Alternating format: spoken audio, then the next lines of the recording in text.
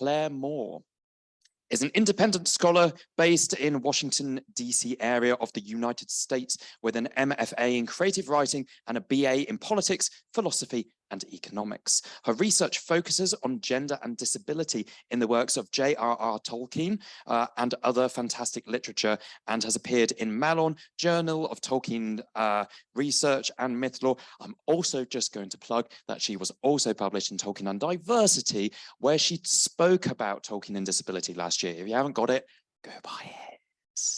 It is quite good, although I did edit it, so I'm biased. Her essay, A Song of Greater Power, Tolkien's Construction of Luthien to Nuviel, won the 2022 Tolkien Society Award for Best Article. And I am actually just going to take a moment. I should have said this earlier. I can't find the information. I'll come back to it later. Ignore me. We've got the video ready to go. Enjoy our final paper.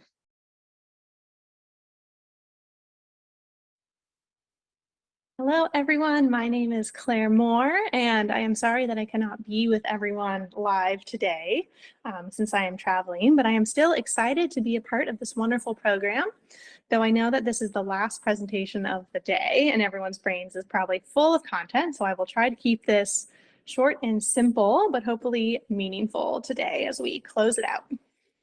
So I am going to be talking about Elmar, the experience of captured women and empires in decline. So let's get started. In the year 2023, a comparison between Tolkien and Anglo-Saxonism is the furthest thing from revolutionary. Connections to Anglo-Saxon history, language, and poetry with Tolkien's fiction, personal interests, and professional career are abundant in Tolkien scholarship, established most notably by Tom Shippey, Michael Drought, and Thomas Honegger. The connection I would like to offer today, however, is off this well-worn path and a bit more speculative, but I hope it will still offer insight into Tolkien's fiction and creative process. By comparing the Second Age story of Elmar, an enslaved Númenórean woman, with the character Flavia from Rosemary Sutcliffe's 1959 historical fiction novel, The Lantern Bearers, I suggest that in writing Elmar's story, Tolkien is imagining the female experience of the Saxon invasion of England in the 5th century, following the withdrawal of the Roman Empire from Britain. In doing so, Tolkien offers a creative solution to a perpetual lacuna in the historical record from this time period, an account of the life of an ordinary woman. Tolkien describes Anglo-Saxon history as, quote, a period mostly filled with most intriguing question marks, end quote. And this is especially true of the beginning of this time period. The 5th century saw the removal of the Roman military from Britain, precipitating the collapse of the region's economy and cities. Into this depressed Britain came the Saxons. The coming of the Saxons to Britain was long understood as an invasion, a perception based primarily on the literary historical record of Bede's Ecclesiastical History of the English People, Gildas's On the Ruin of Britain, and the Anglo-Saxon Chronicle. However, our understanding of this history has shifted in recent decades. Modern archaeological and DNA research reveals that Angles, Saxons, Jutes, and other people groups migrated to Britain from mainland Europe, often in peaceful family units that integrated over time with existing Celtic and Romano-British communities. Contemporary researchers have also abandoned the term Anglo-Saxon, since it is ahistorical, generalized, and loaded with racist and nationalist connotations. Instead, researchers utilize more specific and descriptive terminology to reference people groups and concepts from this time period, such as Angles or Old English. I am going to discuss the specific people group who migrated to Britain in the largest numbers, and thus had the largest impact on fictional imaginings of Britain's 5th century history, the Saxons. I will, however, reference the coming of the Saxons to Britain as an invasion, reflecting the cultural conception of this history during Tolkien's lifetime. It is a Saxon invasion, not migration, that is reflected in the text of Tal-Elmar. Tal-Elmar is one of Tolkien's more obscure writings concerning the Second Age. Found in the Peoples of Middle-earth, the final volume of the Histories of Middle-earth, and written in the 1950s, this short text recounts the story of Tal-Elmar, the grandson of Elmar, a Númenórean woman who lived in a colonial settlement in Middle-earth before being captured by Boldar, one of the wild men of the hills of Agar, during the wars between the wild men and Númenóreans. Boldar enslaves Elmar and marries her.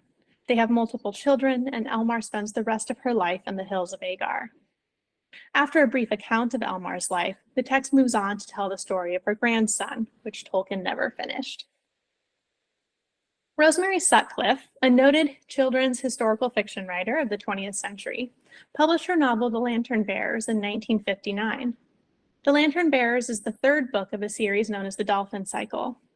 The first of these books is The Eagle of the Ninth, which was adapted into an entertaining film of questionable quality, starring Channing Tatum, Jamie Bell, and Mark Strong in 2011. The Lantern Bearers follows the story of Aquila, a Romano-British soldier who decides to remain in Britain when the Roman military leaves. Almost immediately, a Saxon raiding party attacks his home, kills his father, abducts his sister Flavia, and leaves him for dead. He is rescued by a Jute raiding party, enslaved to one of their elders, and brought to a Saxon settlement where he is unexpectedly reunited with his sister, whom he learns is married to the nephew of the Saxon who murdered their father, and has borne that man a son. Flavia helps Aquila escape, but refuses to leave with him. Sutcliffe's book takes place in 5th century Britain and documents the story of a young Romano-British woman captured by Saxons and forced into marriage, motherhood, and a foreign culture. Flavia's fictional story conveys an experience almost always lost to the archaeological, historical, and literary record: the female experience of violence during a momentous historical transition, such as the collapse of an empire. Tolkien's tale takes place in the fictional Middle-earth, but the parallels between Elmar and Flavia's narratives suggest that Tolkien drew upon his understanding of this real-world history in shaping Elmar's story. Or, at the very least, these parallels offer insight into how we can interpret Elmar's story and find meaning within her very brief text, because her narrative also documents the female experience of an empire's decline, of capture and enslavement, of forced marriage and motherhood, of the conflicts of identity and culture, and the reality of lives lived in the margins of great historical moments.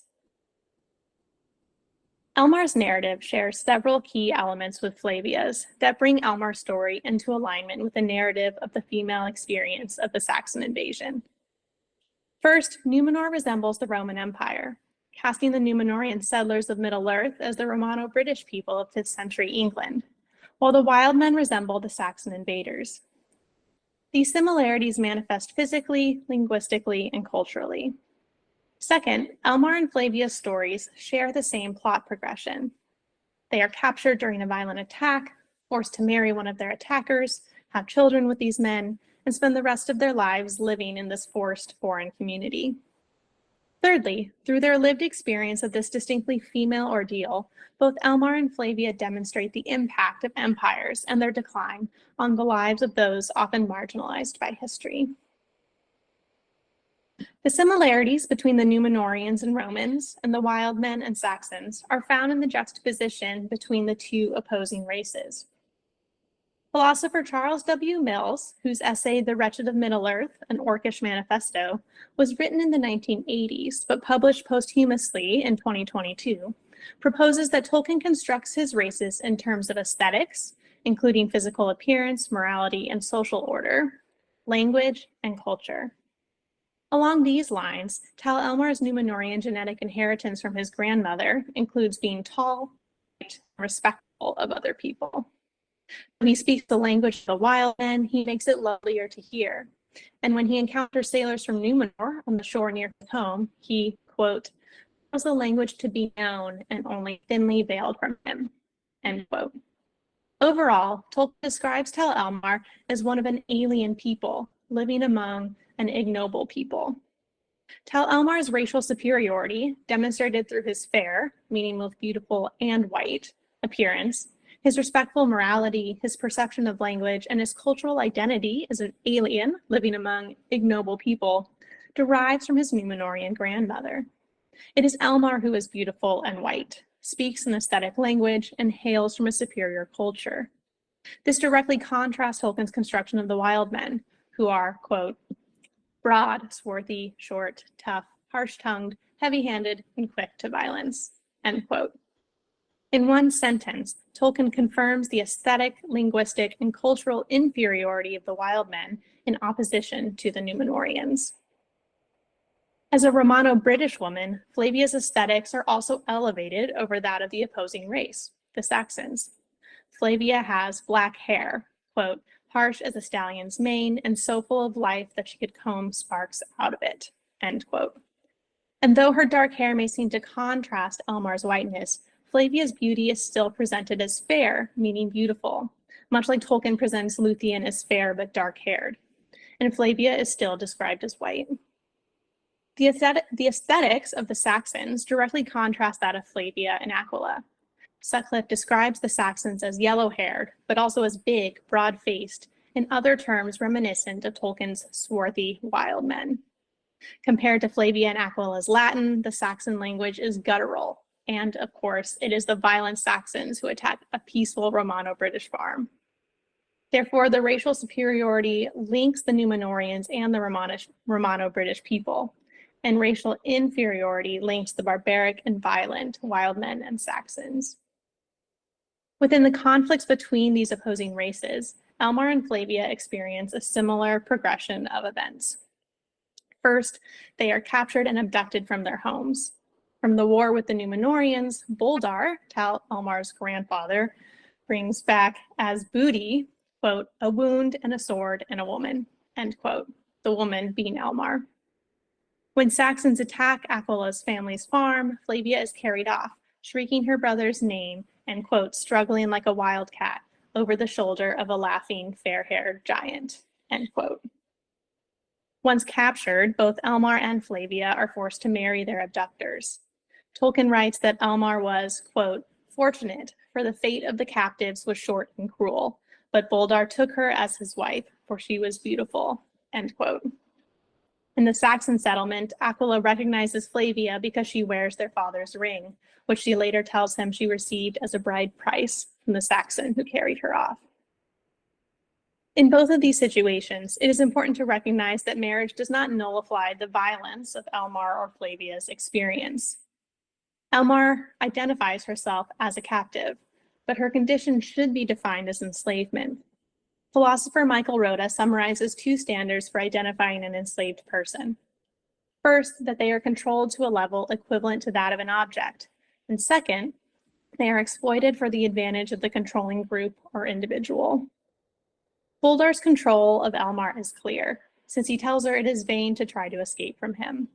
And Rhoda notes that, quote, the exploitation condition is met in all cases of forced marriage, as non-consensual sex always involves the intention to use a person as a means to the attainment of an apparent good that is not shared by both parties, end quote. Likewise, Flavia is abducted by force, and the necessity of an escape plan implies that she is not free to leave the Saxon settlement. She also tells Aquila that she belongs to her husband, demonstrating his control of her to the level of objectification. Like Elmar, Flavia is also exploited for sex and reproduction. Without control of their own bodies, then, both women's sexual encounters should be understood as rape.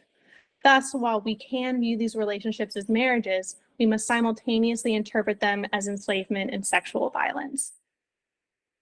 As a result of these marriages, Elmar and Flavia both have children. Elmar bears Boldar multiple children, to whom she spoke much when none were by, and she sang to them many songs in a strange fair tongue. But they heeded her not, or soon forgot, save only Hazad, the youngest, who is Tal-Elmar's father.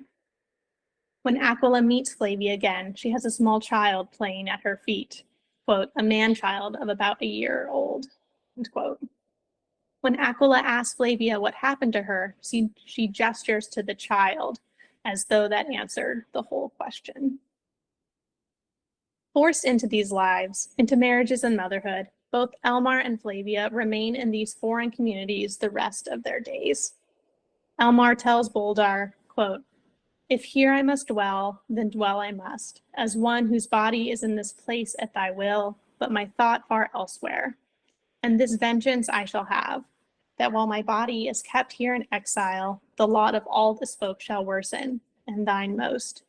But when my body goes to the alien earth, and my thought is free of it, Then in thy kin one shall arise who is mine alone, and with his arising shall come the end of thy people and the downfall of your king.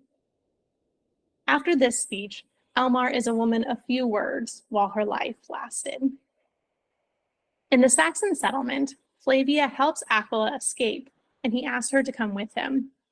She tells him she cannot leave her child, and he tells her to bring her son as well. Still, Flavia will not leave because she cannot leave her husband either. When Aquila asks if this is love or hate, Flavia responds, I do not know, something of both maybe, but it doesn't make any difference. I belong to him.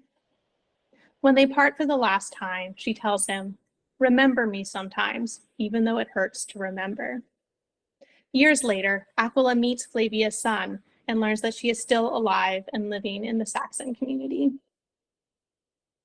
Both Elmar and Flavia's stories of loss and suffering are shaped by the dynamics of empire. Elmar lives in Middle-earth because of Númenór's colonial expansion. This expansion directly causes the wars with the wild men, which results in Elmar's capture and enslavement. Flavia and her family are left vulnerable to Saxon invaders when the Roman Empire recalls its military from Britain. At first sight, these situations may seem the opposite of each other. Númenór is expanding and Rome is retracting. But both of these empires can be viewed as in decline. When Rome recalled its military from Britain at the beginning of the 5th century in order to reinforce its defenses closer to home, the empire was already only a distant relative of the Rome that had conquered and colonized Britain. By this time, the Roman Empire had split in two and was besieged by Germanic tribes. Despite gathering its military forces in mainland Europe, Rome would be sacked by the Visigoths in 410 CE, and the Roman Empire would collapse completely before the end of the century. Númenór is an expanding colonial empire during Elmar's lifetime, but this rise in power occurs simultaneously with its moral decline. Indeed, Númenór's rise to power is inextricably linked with its moral decline, exemplified by its colonial expansion, worship of Morgoth, and forced royal marriages. What begins as unfair taxation and happy 4th of July weekend to all the viewers from the United States quickly turns into colonial settlement. Boldar tells Elmar that her people are thieves, quote, for our lands are ours from of old, which they would wrest from us with their bitter blades. White skins and bright eyes are no warrant for such deeds, end quote. When Tal-Elmar finally meets the Númenórean sailors who land on the shore, they tell him, your time of dwelling in these hills is come to an end. Here the men of the West have resolved to make their homes, and the folk of the dark must depart or be slain. In this scene, the Númenóreans explicitly state their intentions to take the land for themselves and threaten genocide to anyone who stands in their way. Númenor's colonial expansion happens simultaneously with its shift from following Iluvatar to a desire for immortality and ultimately following Sauron and the cult he establishes on the island. Boldar tells his son Tal-Elmar that Númenóreans have not come to the hills of Agar since his father Boldar's days, when they came to, quote, only to raid and catch men and depart, end quote. If they return to the shores of Middle-earth, it is to bear away evil booty, captives packed like beasts, the fairest women and children, or young men unblemished. Some say that they are eaten for meat, and others they are slain in torment on the black stones in the worship of the dark.